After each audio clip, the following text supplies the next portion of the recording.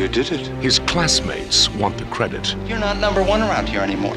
His professor wants the publicity. Tears for Fears pumped through speakers in August 1985, while Val Kilmer danced in slow motion through mountains of popcorn exploding from a house. Real Genius hit theaters as the thinking person's teen movie, a comedy about geniuses that actually respected intelligence instead of mocking it. The film follows Mitch Taylor, a 15-year-old prodigy recruited to a Caltech-style university where he thinks he's doing academic research. Turns out he's building a CIA assassination weapon.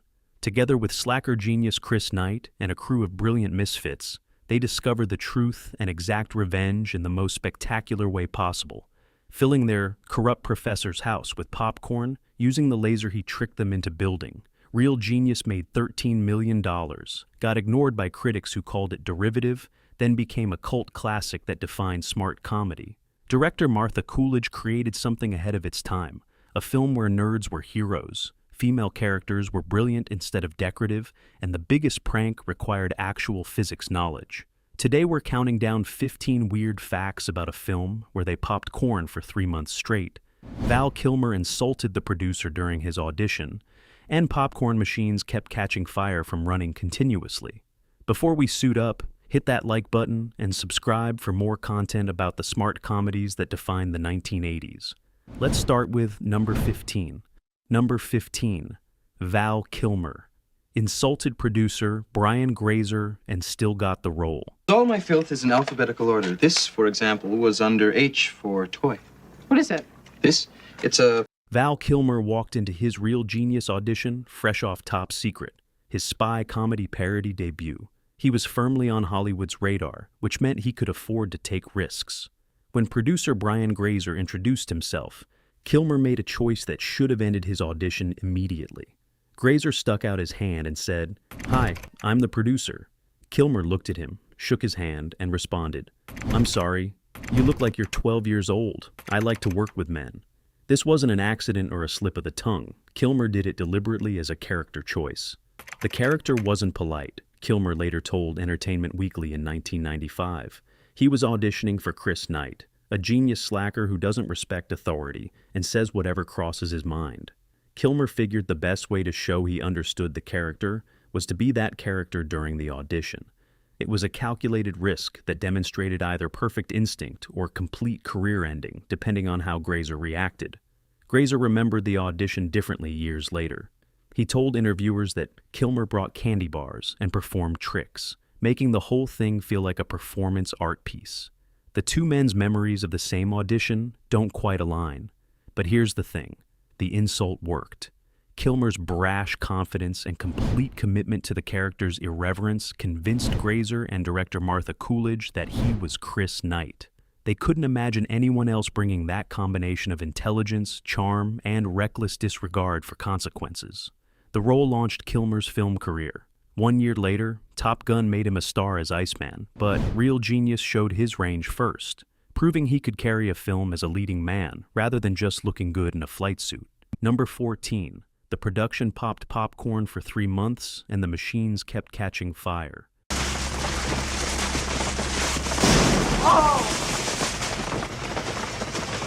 The climactic scene of Real Genius required Professor Hathaway's house to explode with popcorn when the laser hits it. In 1985, visual effects couldn't create realistic popcorn digitally, which meant the production needed actual popcorn, tons and tons of actual popcorn. The special effects team started calculating. A house filled with popcorn weighs approximately 2 pounds per cubic foot, much heavier than expected.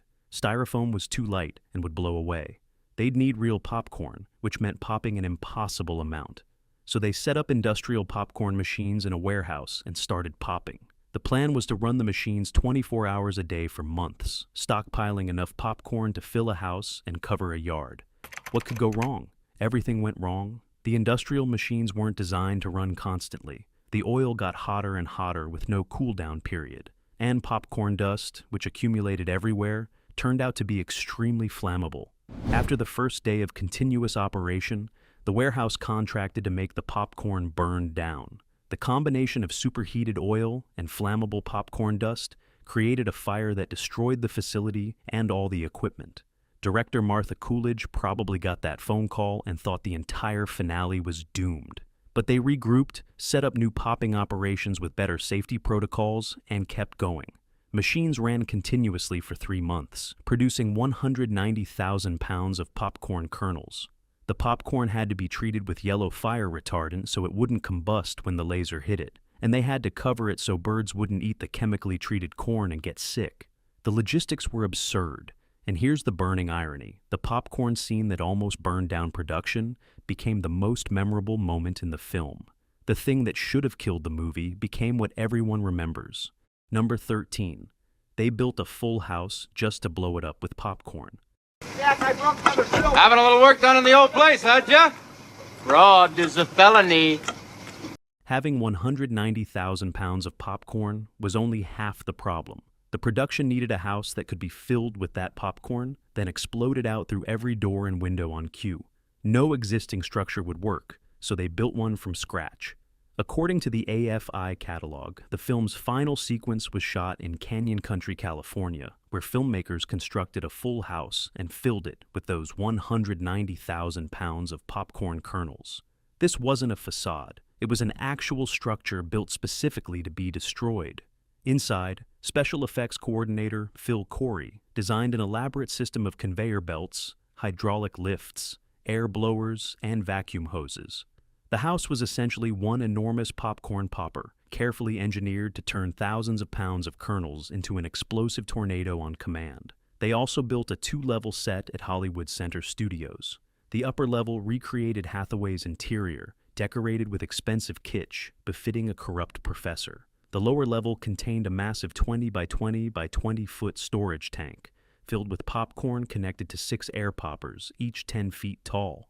Each of those air poppers could handle 2,400 pounds of corn per hour. They were made of sheet metal, heated by propane gas, and fed the storage tank through the pressure of the popping corn itself, combined with air blowers. Director Martha Coolidge positioned 5 cameras around the Canyon Country house, including one on a 300-foot crane. This was a one-shot deal. Once they triggered the popcorn explosion, there were no second takes. When they finally shot the scene, hydraulic systems lifted the roof, while air blowers sent popcorn exploding through every opening. The Lapidus Popcorn Company of Los Angeles contributed an additional 90,000 cubic feet to complete the effect. Number 12. Mythbusters proved the popcorn scene would never actually work. The finale of Real Genius shows a laser hitting Professor Hathaway's house and popping enough popcorn to explode the building. It's visually spectacular and scientifically fascinating, which made it perfect for Mythbusters to investigate in their June 17, 2009 episode Car vs. Rain. The Mythbusters team started simple. Can a laser actually pop popcorn? They wrapped a single kernel in aluminum foil and hit it with a 10-watt laser. It popped, proving the basic concept works at small scale. Then they tested whether popped corn could actually explode a house. They built a scale model and used induction heating instead of lasers because no sufficiently powerful laser existed. The popcorn popped, but it didn't have enough force to break glass or blow out doors. Instead of expanding rapidly enough to create explosive pressure, the popcorn just filled available space until it ran out of room, then stopped expanding and started charring. No windows shattered, no roof lifted, no doors blew out. The Mythbusters team also specifically stated that a 5-megawatt laser still didn't exist even in military applications. The most powerful military laser they knew of was 100 kilowatts, nowhere near powerful enough to pop that much popcorn that quickly. So, the climactic scene that defined Real Genius is completely impossible. The physics don't work, the laser technology doesn't exist, and popcorn doesn't have the explosive force required. The scene looks plausible, but violates thermodynamics. Director Martha Coolidge and the effects team succeeded in creating something that audiences completely accept as possible, even though it can't happen. The visual sells what science denies. Number 11. Michelle Mayrink's character. Jordan inspired Disney's gadget hack wrench. Michelle Mayrink played Jordan Cochran, the hyperactive female genius who claims she never sleeps and talks at rapid-fire speed about inventions nobody else understands. Jordan was unusual for 1980s comedies, a female character valued for her intelligence rather than her appearance. treated as an equal by the male geniuses. 4 years after Real Genius premiered, Disney launched Chip and Dale Rescue Rangers in 1989, featuring Gadget Hack Wrench, a female mouse inventor who builds vehicles and gadgets from scrap materials while talking at incomprehensible speeds about technical specifications. The similarities weren't coincidental. Tad Stones, co-creator of Chip and Dale Rescue Rangers, confirmed in interviews that Jordan directly inspired Gadget's personality. According to show creator Stones, the character of Jordan was the basis for the animated character Gadget Hack Wrench. The hyperactive energy, the rapid-fire technical jargon, the complete absorption in inventions, all of it came from Michelle Mayrink's performance. Gadget even shared Jordan's tendency to rattle off scientific explanations that left everyone else confused. Gadget became one of Disney Afternoon's most popular characters, inspiring fan art, merchandise, and a devoted following that lasted decades. The character appeared across multiple animated series, video games, and eventually the 2022 live-action/animated film. Michelle Mayrink herself quit Hollywood in 1988, just 3 years after Real Genius, to devote her life to Zen Buddhism. She later became an acting teacher, walking away from the industry entirely while her character lived on in animation. Jordan's romance with Mitch in Real Genius was sweet and respectful, built on mutual intelligence rather than physical attraction. Gadget inherited that characterization, remaining focused on her work rather than the romantic attention from Chip and Dale. And number 10, the script was a raunchy Nerds ripoff until Martha Coolidge rewrote it. Following the commercial success of Revenge of the Nerds in 1984, Hollywood flooded with scripts about nerds getting revenge on popular kids through outrageous pranks.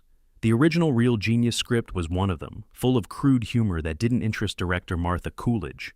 Coolidge told Kickin' It Old School in 2011 that the original script had a lot of inappropriate jokes, and she wasn't interested in directing a raunchy Revenge of the Nerds clone.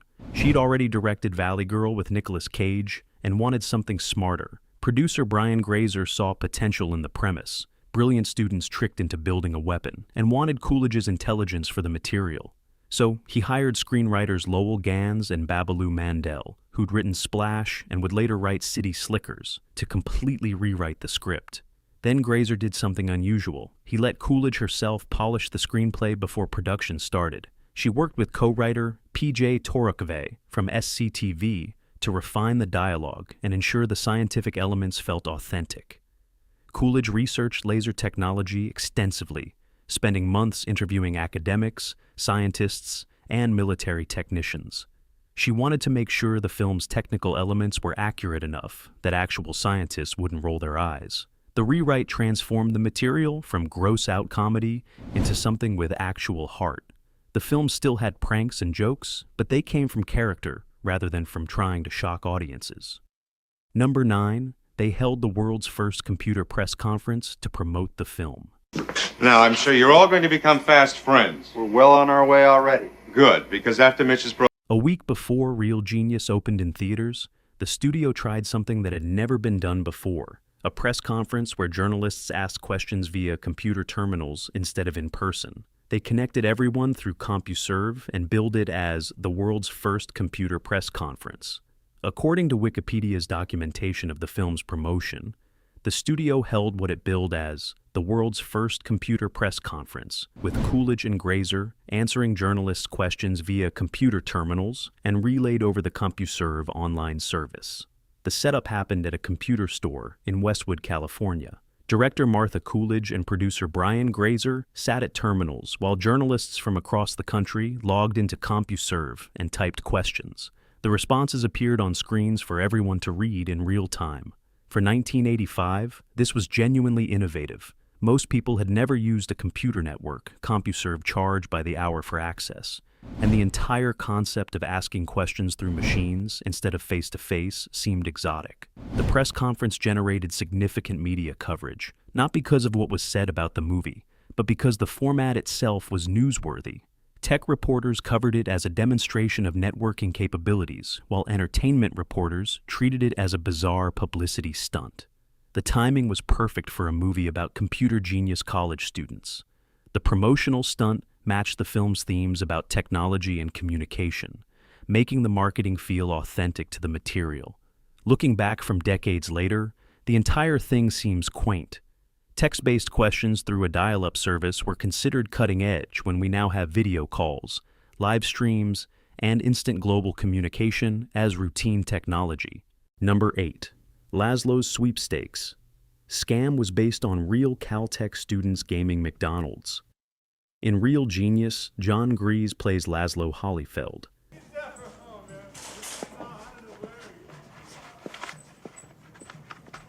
The reclusive genius living in the steam tunnels who floods companies with sweepstakes entries using statistical analysis. The film shows him eventually winning over 30% of the prizes in a Frito-Lay contest, including an RV.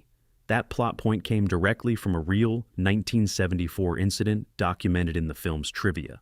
Caltech students Steve Klein, Dave Novikov, and Barry Megdal analyzed McDonald's sweepstakes and realized they could dramatically increase their odds by submitting massive numbers of entries. They handwrote thousands of entries, roughly 1/5 of all total entries submitted nationwide, and mailed them in. The strategy worked exactly as their mathematical analysis predicted. They won a station wagon, $3,000 cash, and $1,500 in food gift certificates.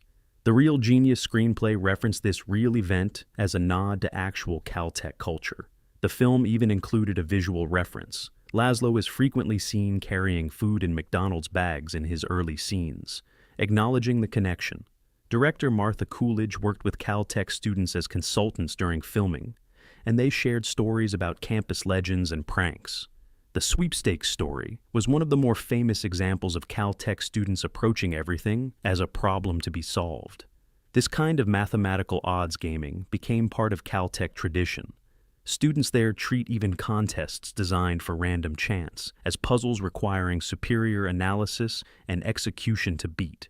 The film presents Laszlo's scheme as slightly pathetic, a brilliant mind wasting his talents on winning consumer prizes instead of contributing to science. But it also shows his eventual redemption when he uses those same analytical skills to help defeat Professor Hathaway. Number 7. Real Caltech students served as consultants and extras. Real Genius is set at Pacific Technical University, a fictional school, but everyone watching knew it was really Caltech. The dorms, the pranks, the academic pressure, the brilliant students building cutting-edge technology, all of it came from real Caltech culture. According to the film's production notes, director Martha Coolidge spent months researching laser technology and the policies of the CIA, and interviewed dozens of students at Caltech to prepare for making the film accurately. The dorm in the film was specifically based on Dabney House at Caltech, one of the undergraduate residences known for its particular culture and traditions. Students there would later recognize their living space depicted on screen. Caltech students served as consultants throughout filming, ensuring the scientific dialogue sounded authentic and the characters' behavior matched how actual geniuses interact. They explained laser technology, what graduate research looked like, and how students talked to professors. Many Caltech students appeared as extras in the film, filling classrooms and hallways with real faces of people who understood the academic environment being depicted. Their presence added authenticity that couldn't be faked with random extras. The elaborate pranks shown in the film weren't invented for Hollywood. They were based on documented Caltech traditions, where students used technical sophistication to one-up each other in increasingly creative ways. The film's portrayal of academic pressure was also rooted in reality. Caltech's reputation for intense workload and brilliant students struggling under expectations came from actual student experiences that Coolidge documented during her research. Number 6. A real child genius. Auditioned for Mitch but couldn't act. One was Chris Knight in 1981, right? You heard of Chris? Well, yes, he's a legend in the National Physics Club. Well, you're going to be working with. The casting process for Mitch Taylor, the 15-year-old genius protagonist, included an unusual candidate according to Mental Floss. Among the performers considered to play Mitch, the wunderkind student who sets the movie's story in motion, was a true genius who graduated college at 14 and was starting law school. This candidate was the real deal, an actual child prodigy with the kind of academic credentials the film was depicting. He understood mathematics and science without coaching, and could have given the laser building scenes genuine technical credibility. But acting ability and academic achievement are completely different skills. Understanding quantum mechanics doesn't automatically translate into performing convincing emotions on camera or making dialogue sound natural rather than rehearsed. Late in the casting process, they found Gabriel Jarrett, who had the acting experience to handle the emotional complexity of Mitch's arc. Jarrett made Mitch feel like a real 15-year-old overwhelmed by pressure rather than a precocious know-it-all. Jarrett brought vulnerability to scenes where Mitch breaks down from academic stress, excitement about meeting brilliant people, and awkwardness around Jordan. Those moments required genuine acting rather than just technical knowledge. The casting decision revealed something important about filmmaking. Authenticity matters less than believability. An actual genius reading lines technically correctly feels less real than a skilled actor understanding the character's emotional journey. Gabriel Jarrett successfully made audiences believe he was a 15-year-old genius thrust into an adult world of research and deception, which was exactly what the role required. Number 5, the tape recorder. Lecture gag was real student behavior.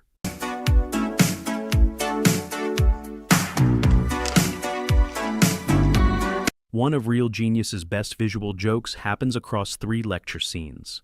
First, a few students leave tape recorders on desks instead of attending class. In the next lecture, more tape recorders than students appear. Finally, one large tape recorder gives the entire lecture to a room populated entirely by smaller recorders. This wasn't invented for comedy. It was based on documented behavior at elite universities. Students at places like Caltech and MIT would leave recording devices running during lectures they considered less important than their actual research work. The escalation to the professor lecturing to only tape recorders was creative exaggeration, but the basic premise came from real academic culture. When students are working on genuine cutting-edge research, sitting through undergraduate lectures sometimes feels wasteful. The tape recorder sequence perfectly captured the film's central theme. These aren't students playing at being smart. They're genuinely brilliant people whose actual work matters more than performative attendance at lectures covering material they already understand. Director Martha Coolidge included the gag as a sight joke requiring no dialogue, trusting audiences to understand the progression. The first lecture establishes the concept. The second escalates it. The third completes the joke. It's the kind of detail that students at Caltech and MIT appreciated because they recognized their own behavior, while general audiences laughed at the absurdity without needing to know it reflected reality. Number 4. The film flopped in theaters but became a cable TV legend. Check it over? Check it out. Well, yes. For what? Real Genius opened on August 9th, 1985, in 990 theaters, grossing $2.5 million its opening weekend. It eventually earned $12,952,019 domestically, according to box office records, a disappointing result that suggested the film would be quickly forgotten. The film faced brutal competition. Back to the Future was dominating the box office. The Breakfast Club was still playing, and audiences had limited appetite for another teen comedy in a summer packed with them. Critics weren't particularly kind.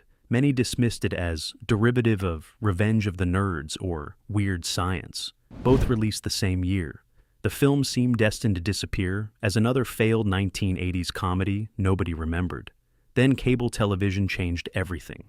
HBO and Cinemax started playing Real Genius in constant rotation. Cable TV in the mid-1980s had limited original programming, so successful films got repeated endlessly throughout the day. Kids with cable watched it dozens of times simply because it was always on. Viewers who missed it in theaters discovered it on cable and quoted dialogue to friends. It's a moral imperative, and other Chris Knight lines became part of teenage vocabulary. By the early 1990s, Real Genius had achieved cult classic status. It showed up on Best of the 80s lists. Film critics who'd initially dismissed it reassessed it favorably, and a generation raised on cable TV considered it essential viewing. Number 3, Val Kilmer's performance showed his range a year before Top Gun. The only thing I can't figure out is how to keep the change in my pockets. Real Genius was only Val Kilmer's second film, released a full year before Top Gun made him a household name as Iceman. This was audiences' introduction to Kilmer as a leading man, and he brought something unusual: genuine intelligence combined with movie star charisma. Chris Knight is written as a slacker genius who's checked out from academic pressure, but Kilmer played him with layers. The character is funny and irreverent on the surface, but Kilmer showed the pain underneath, someone who was used the same way Mitch is being used. When Chris talks about his own experience as a student or realizes Professor Hathaway has betrayed them all, Kilmer let hurt show through the jokes. The performance had dramatic weight hiding behind comedy, which is sophisticated acting for someone in just their second film. Director Martha Coolidge later said that Kilmer understood the complicated inner workings of Chris's character and knew how devastating it was to have been fooled by the university's dark program to develop top-secret laser weapons for the CIA. Kilmer was only 25 during filming, but completely understood the character's contradiction. Chris is brilliant enough to see through everything, but has chosen disengagement over confrontation as a survival mechanism. The performance also showcased Kilmer's comic timing, the rapid-fire delivery of technical jargon, the deadpan reactions, the physical comedy with props like dry ice slugs for the vending machine. All of it demonstrated range. Rolling Stone later wrote that Kilmer was a Juilliard graduate, a movie star, an actor who could play anything from fantasy heroes to flyboy villains. And real genius was where that versatility first became visible to mainstream audiences. Number 2, Michelle Mayring quit Hollywood in 1988 to become a Zen Buddhist teacher. Michelle Mayring's performance as Jordan Cochran in Real Genius made her a staple of 1980s comedies. She'd also appeared in Revenge of the Nerds and several other films, building a career as the go-to actress for quirky, intelligent female characters. Then, in 1988, just 3 years after Real Genius premiered, Mayring walked away from Hollywood completely. She quit acting to devote her life to Zen Buddhism, a decision that shocked the industry. Mayring didn't fade away or fail to get roles. She actively chose to leave at a point when her career was ascending. The actress who'd created memorable characters in multiple successful films decided that path wasn't for her. She later became an acting teacher, using her experience to help others while maintaining her Buddhist practice. Mayring found more fulfillment in teaching and spiritual development than she'd found in the entertainment industry. Her departure meant that Jordan Cochran remained her most iconic role. While other actresses from 1980s comedies continued working for decades, Mayring's brief filmography became a time capsule of a specific era. The irony is that Mayring's character inspired Gadget Hackwrench, who went on to have a longer and more visible career in animation than Mayring had in live action. The character outlived the actress's time in Hollywood. Number 1. The film predicted tech culture's dark side decades early. Paris night. Oh, he didn't bother to come in today. Yes? Real Genius is fundamentally about brilliant young people tricked into building weapons they think are for peaceful research. In 1985, this seemed like paranoid Cold War fantasy. Decades later, it reads as a documentary. Professor Hathaway tells his students they are working on atmospheric research while actually building an assassination weapon. Modern parallels are everywhere. Facial recognition becoming surveillance tools, communication platforms becoming propaganda networks, AI development becoming autonomous weapons. Chris Knight's arc from idealistic student to disillusioned dropout to reluctant whistleblower mirrors real tech workers discovering their innovations being used for purposes they never intended. The film's solution, using the weapon against its creator in a popcorn prank, is pure fantasy, but the message resonated. Martha Coolidge said she and producer Brian Grazer wanted to make a film that focused on nerds as heroes because intelligence was undervalued in 1980s culture. They believed brilliant people questioning authority mattered more than blind obedience. The film ends with Chris and Mitch dancing in popcorn while their creation self-destructs. It's victorious but acknowledges the cost. Their academic careers are probably over, and they've learned genius comes with responsibility. And there you have it. 15 weird facts about the movie that flopped in theaters but became a cable classic, where Val Kilmer insulted the producer and still got hired, and where popcorn machines kept catching fire. From Michelle Mayring inspiring Gadget Hackwrench before quitting Hollywood for Zen Buddhism to Mythbusters proving the climax is scientifically impossible, Real genius is stranger and more relevant than anyone expected. Which fact shocked you most? Drop your thoughts in the comments below. If you enjoyed this deep dive, smash that like button and subscribe for more behind-the-scenes stories about the smart comedies that defined the 1980s. And until next time, remember, it's a moral imperative to keep questioning authority and never let anyone use your brilliance for purposes you don't understand. That's real genius.